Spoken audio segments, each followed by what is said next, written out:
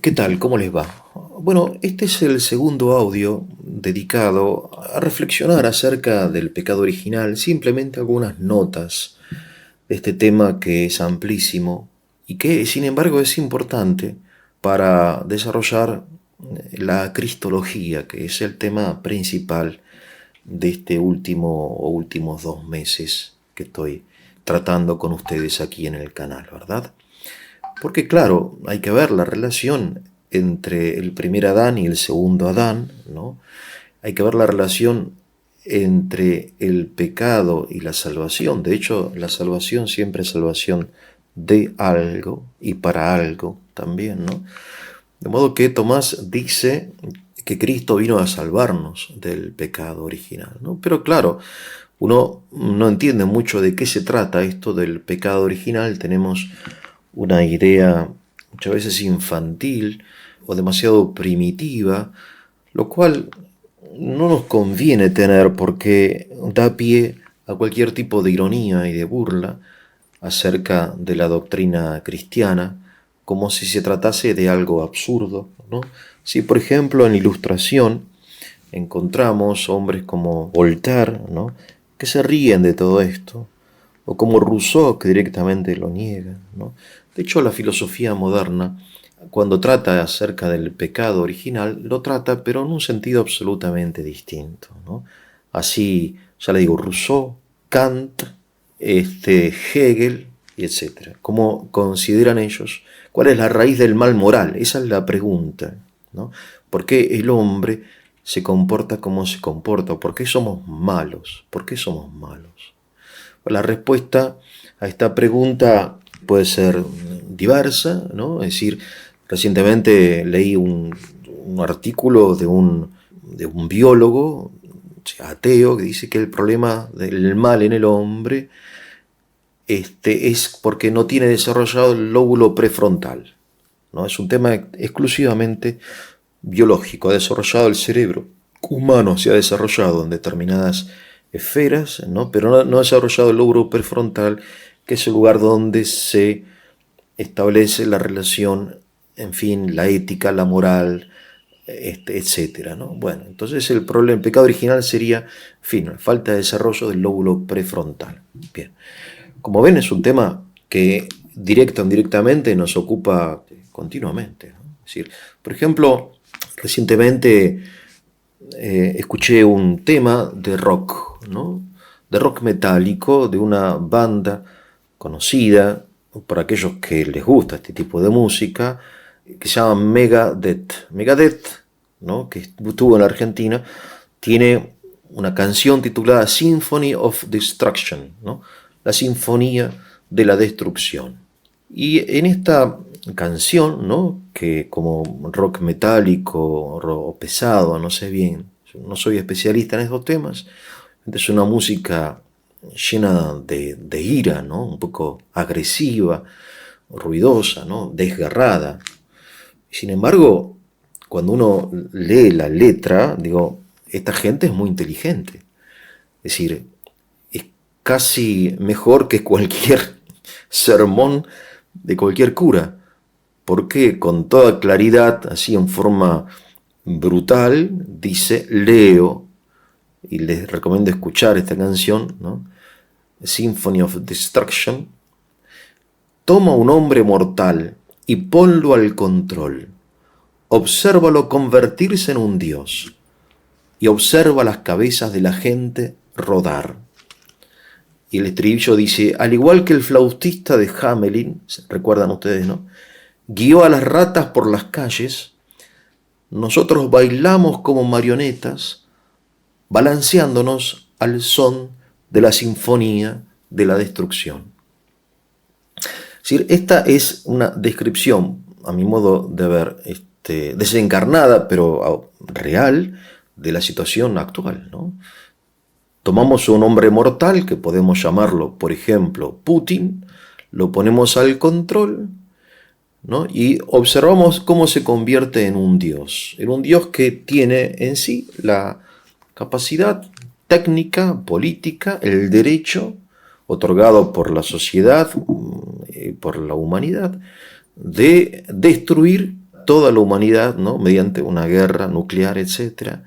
Y nosotros somos como ratas, bailamos como marionetas, balanceándonos, o sea, somos impotentes, ¿no? Precisamente lo que señala Santo Tomás del pecado original es que el hombre se ha convertido en un ser impotente, sin poder, ha perdido la fuerza, está enfermo, está débil, ¿no?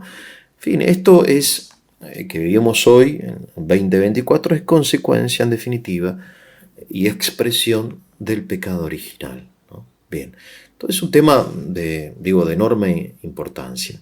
Bien, recordarán ustedes que la serpiente le propone a Adán ser como Dios. Serán ustedes como dioses. Los padres griegos enseñaban que el sentido de la vida, lo llamaban ellos en griego, theosis, es la divinización.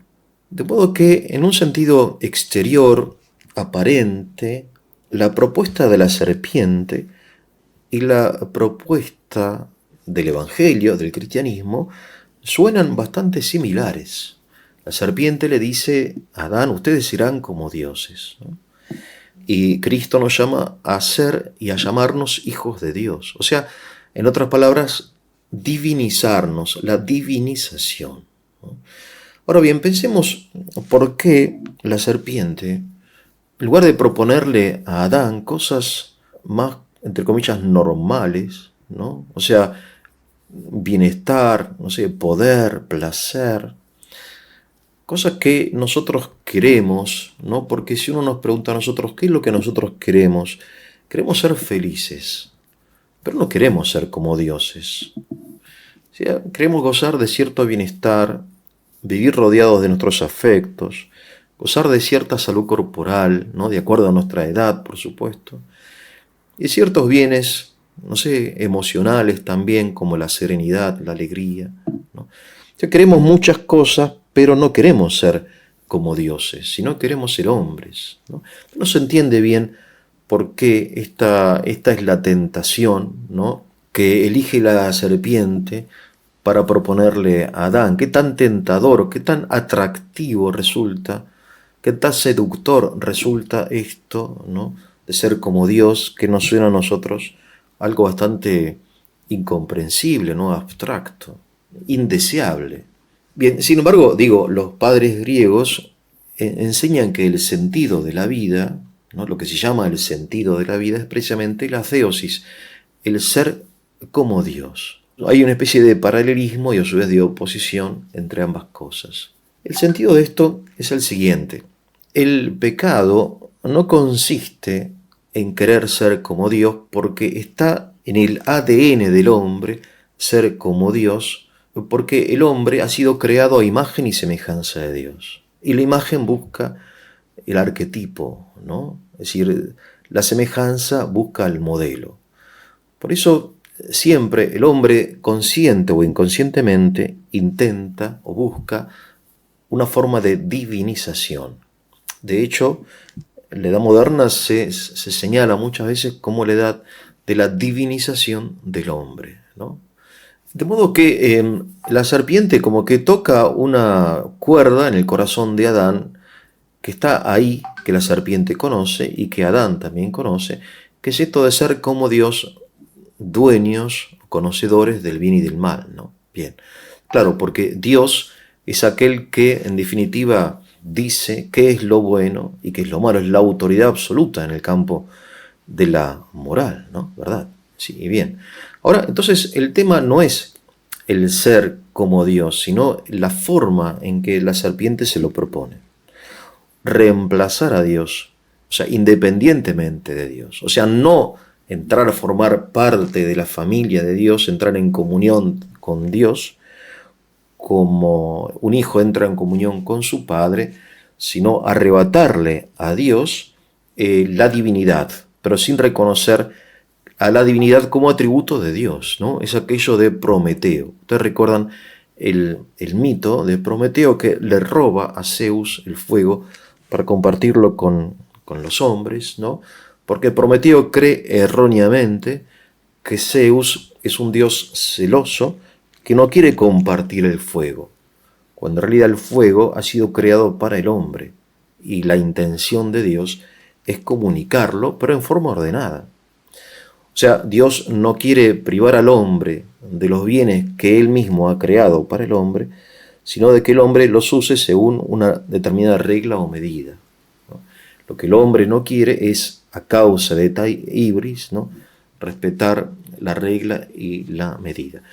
Por eso el tema de la divinización es algo que está presente. Digo, piensen ustedes, por ejemplo, en Feuerbach, ¿no? Feuerbach, que es el filósofo ateo más importante quizás del siglo XIX, en su libro La esencia del cristianismo, trae una distinción muy interesante y que nos recuerda un poco al relato del pecado original.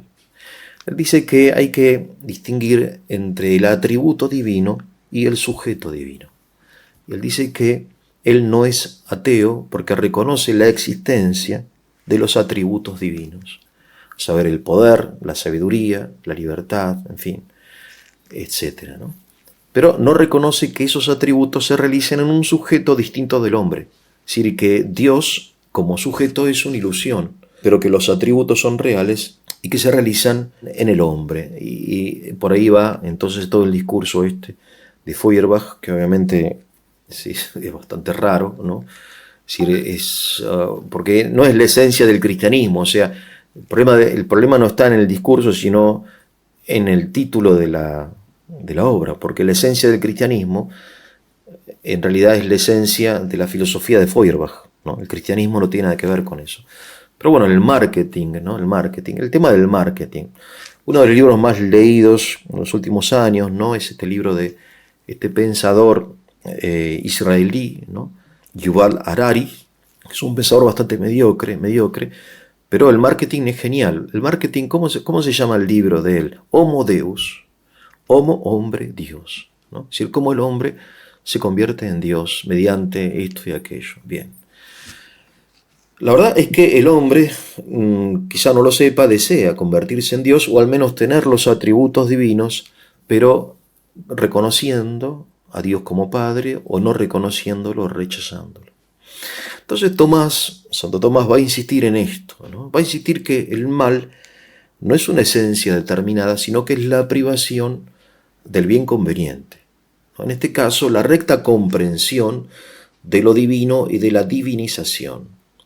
Hay un momento en el pecado original, heredado, que es el momento que Tomás llama ignorancia. ¿Qué es la ignorancia? La ignorancia es la privación del conocimiento necesario o conveniente, ¿no? O sea, si yo no sé una ley, no sé, de física, no soy ignorante.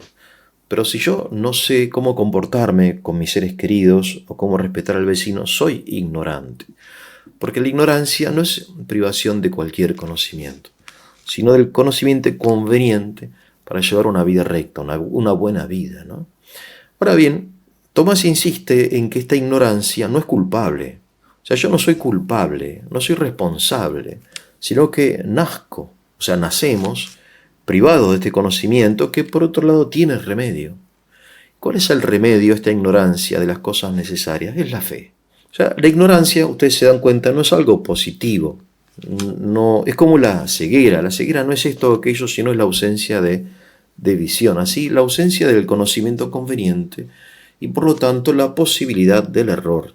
¿Por qué? Porque quien no conoce la verdad, por esta misma razón, es fácil víctima del error, ¿no? Por ejemplo, si yo desconozco la esencia, los síntomas y los remedios de una determinada enfermedad que me aqueja, fácilmente puedo confundirla con otra enfermedad y tomar remedios que no me curen, ¿no? Por eso, conocer algo me permite no confundirlo con realidades semejantes, ¿no?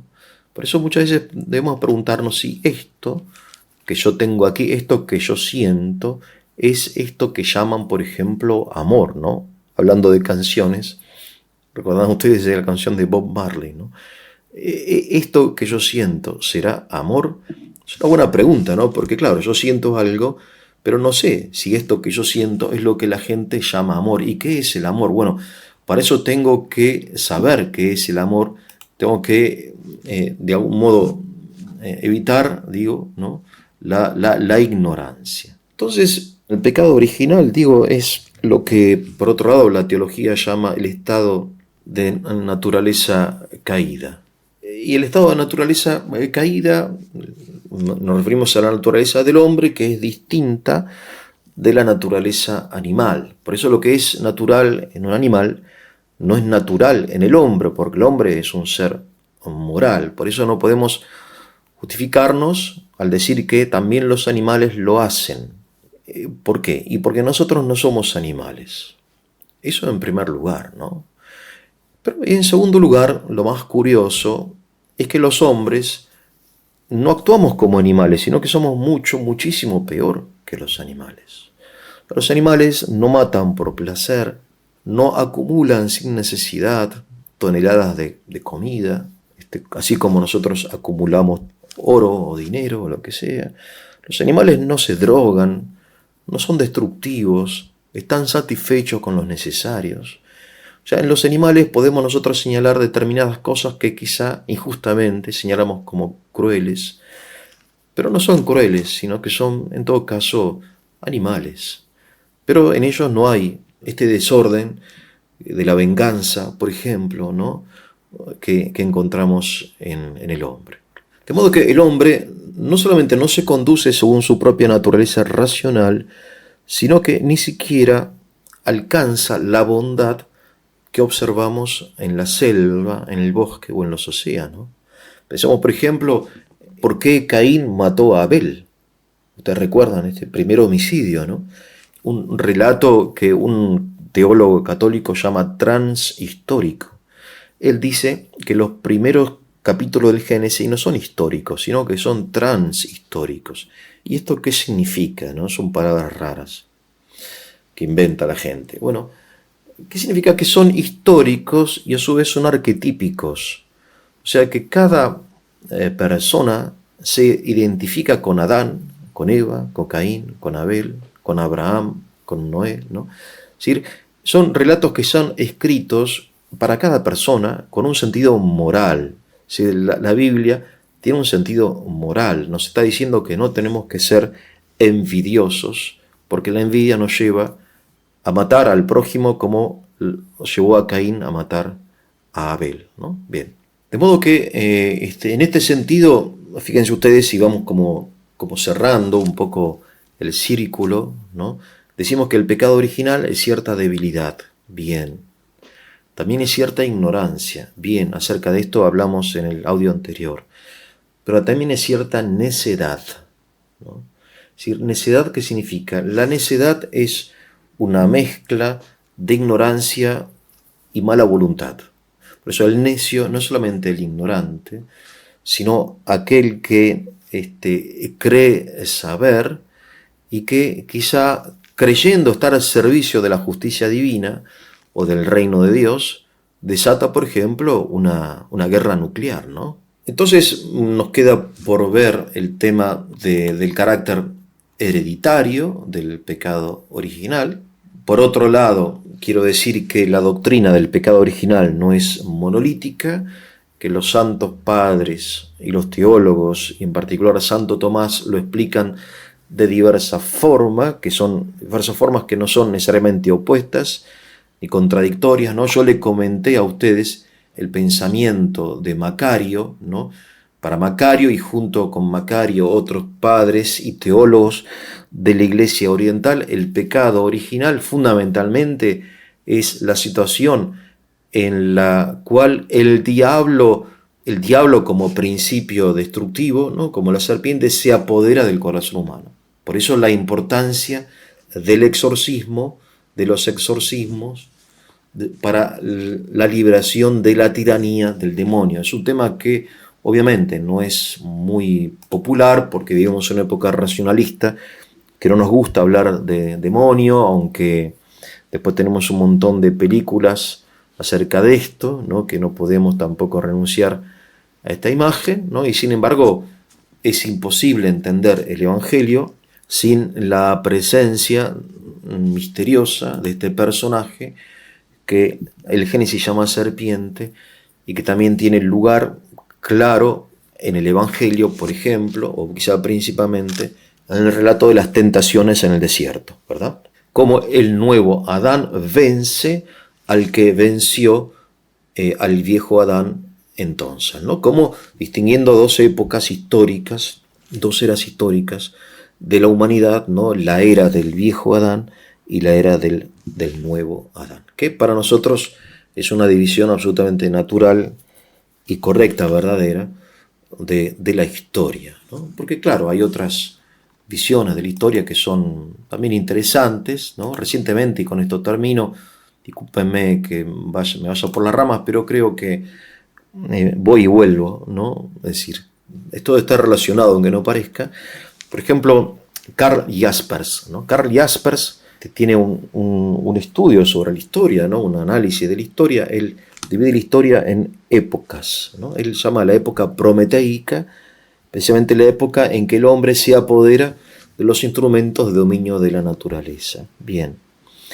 Después hay una era donde el hombre se organiza políticamente, ¿no? En fin, la familia, las tribus, los pueblos.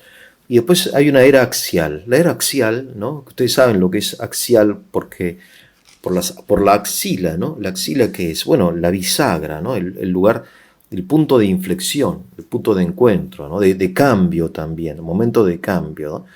Donde el cuerpo se une con las extremidades, si quieren. En el caso del cuerpo humano, la época axial es la época fundamental de la humanidad, donde el hombre se encuentra consigo mismo. Entonces, primero se encuentra con la naturaleza y logra dominarla, época prometeica. Después se encuentra con el colectivo, ¿no? Con la política, con el ser político.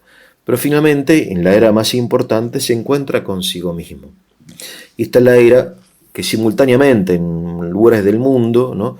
En China, en la India, en Occidente, surgen hombres, ¿no? Que señalan al hombre, la esencia del hombre, ¿no? En fin, Lao Tse, la tradición hinduista, el budismo, Confucio, otros filósofos de Oriente.